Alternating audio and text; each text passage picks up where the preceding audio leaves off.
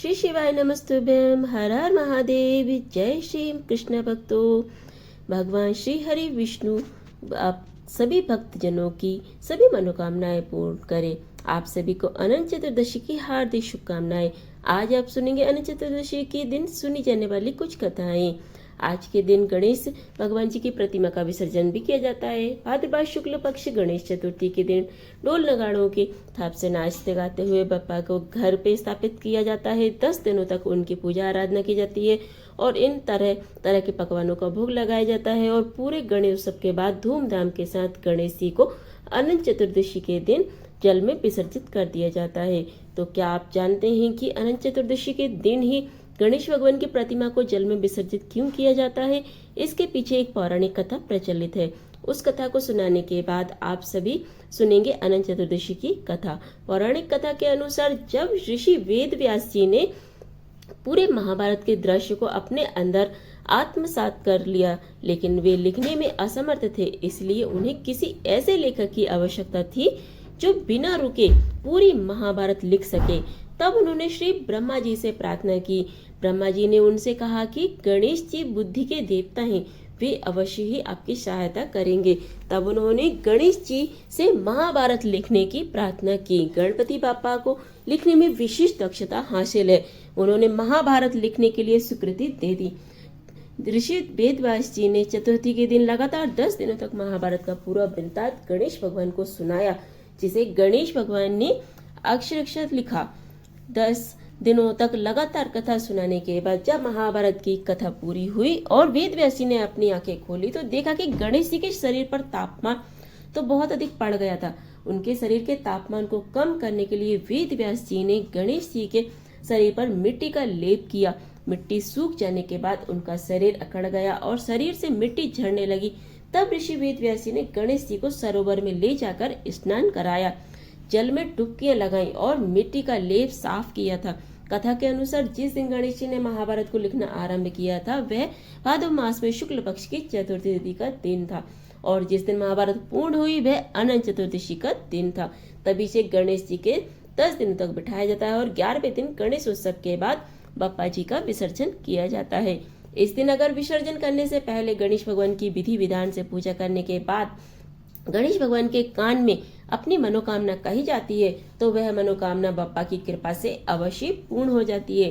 प्रेम से बोलिए गौरी पुत्र गणेश जी की जय हो, अनंत भगवान की जय हो।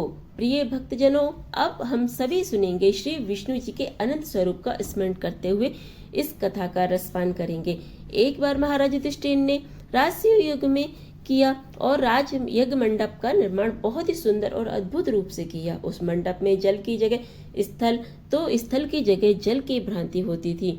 इससे दुर्योधन एक स्थल को देखकर जल कुंड में जाकर द्रौपदी ने यह देखकर उसका उपहास किया और अंधे की संतान भी अंधी होती है, इस कटु वचन से दुर्योधन बहुत आहत हुआ और इस अपमान का बदला लेने के लिए उसने युधिष्ठिर को जुआ खेलने के लिए बुलाया और छल से जीतकर पांडवों को 12 वर्ष का वनवास दे दिया।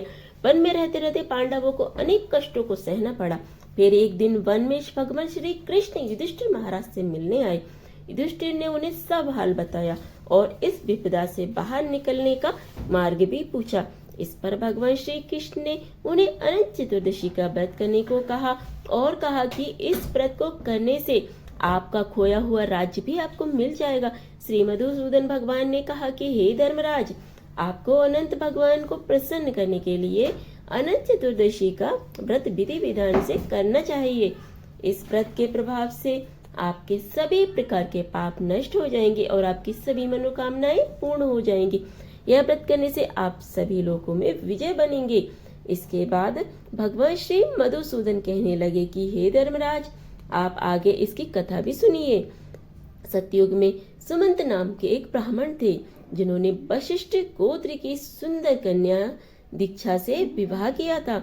सुमंत मुनि और दीक्षा की सुशीला नाम की एक कन्या हुई, लेकिन दुर्भाग्यवश कुछ ही समय के बाद दीक्षा को बहुत तेज बुखार हुआ, जिसकी वजह से उनकी मृत्यु हो गई।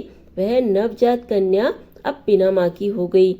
तब उस नन्ही सी कन्या के पालन पोषण के लिए सुमंत ने कर्कशा नाम की एक स्त्री से पुनर्विवाह किया। लेकिन भाग्य का खेल देखिए, कर्कशा को सुशीला बिल्कुल भी प्रिय नहीं थी। सुशीला भी अपनी माँ के सौतेले व्यवहार से बहुत दुखी थी, लेकिन वह असहाय थी। उसकी सौतेली माँ उस पर बहुत अत्याचार करती थी। जैसे जैसे सुशीला बड़ी होने लगी, ब्राह्मण सुमंत को अपनी पुत्री के विवाह की चिंता सताने लगी। तब उन्होंने वेदों के ज्ञाता श्रेष्ठ मुनि ऋषि कंडने से उनकी गुणवती कन्या से विवाह करने के लिए ऋषि को उन विनती स्वीकार कर ली और सुशीला से विवाह कर लिया। सुशीला की माता कर्कशा इस पर भी खुश नहीं हुई और उन्होंने सुमंत मुनि के कहने पर सुशीला को साथ ले जाने के लिए कुछ भी नहीं दिया। अब दुखी सुशीला विवाह के बाद अपने पति के साथ विदा हो गई। ऋषि के आश्रम से जाते समय बीच मार्ग में उन्हें यमुना नदी के तट पर कई स्त्रियां पूजा करते हुए दिखाई दी। सुशीला ने उनसे इस बारे में पूछा। तब महिलाओं ने बताया कि वे अनंत चतुर्दशी का व्रत कर रही हैं। यह बहुत ही पुण्य फलदायी व्रत है और इसके प्रभाव से वैभव की प्राप्ति होती है। यह सुनकर सुशीला ने इस व्रत का संकल्प लिया और विधि पूर्वक पूजन करके अनंत सूत्र को धारण किया। इस व्रत की महिमा से ऋषि कोनी को घर धन धान्य से भर गया और उनके घर में सुख समृद्धि का वास हुआ।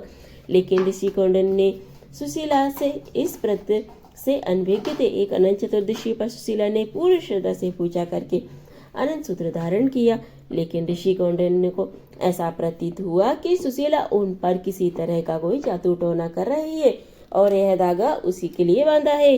उन्होंने क्रोधित होकर उस सूत्र को तोड़कर अग्नि में फेंक दिया।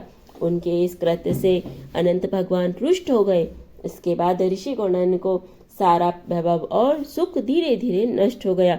इससे विचलित होकर उन्होंने अपनी पत्नी सुशीला से इसका कारण जानना चाहा। तब सुशीला ने उन्हें उनकी गलती से अवगत कराया। अपनी गलती को जानकर ऋषि कौंडन्य ने वन की ओर निकल पड़े और वहां मार्ग में उन्हें एक आम का वृक्ष, गाय का बैल, पुष्कर, एक हाथी, एक गधा मिला। इन सभी ने कौंडन्य मुनि से पूछा कि क्या उन्हें भगवान अनंत मिले। सब ने एक एक करके मना कर दिया। तब ऋषि कौंडन्य ने हताश होकर अपने प्राण त्यागने का निर्णय कर लिया। जैसे ही कौंडन्य मुनि ने अपने प्राण त्यागने वाले थे, भगवान अनंत के समक्ष प्रकट हुए और आखिरकार कौंडन्य मुनि को भगवान के ब्रह्मांड रूप के दर्शन हुए। अनंत देव ने उन्हें बताया कि वन में उन्हें जितने भी प्राणी मिले थे सब पिछले जन्म के मनुष्य थे, जिनसे कुछ न कुछ गलतियां हुई थी। अब उसी की वजह से उन्हें इस जन्म में यह दुख भोगना पड़ रहा है। ऋषि कौंडन्य ने अनंत भगवान से अपने पाप की क्षमा याचना की और अनंत चतुर्दशी व्रत करने का संकल्प लिया। इस व्रत के प्रभाव से उन्हें शीघ्र ही अपना खोया हुआ वैभव मिल गया। सभी मिलकर प्रेम से बोलिए अनंत भगवान की जय हो, श्री हरि विष्णु की जय हो। यह थी अनंत चतुर्दशी की व्रत कथा। फिर मिलते हैं अगली वीडियो में अगले उपाय, अगली जानकारी, अगली कथा के साथ। शिवाय नमस्तुभ्यम। हर हर महादेव। जय श्री कृष्ण भक्तों।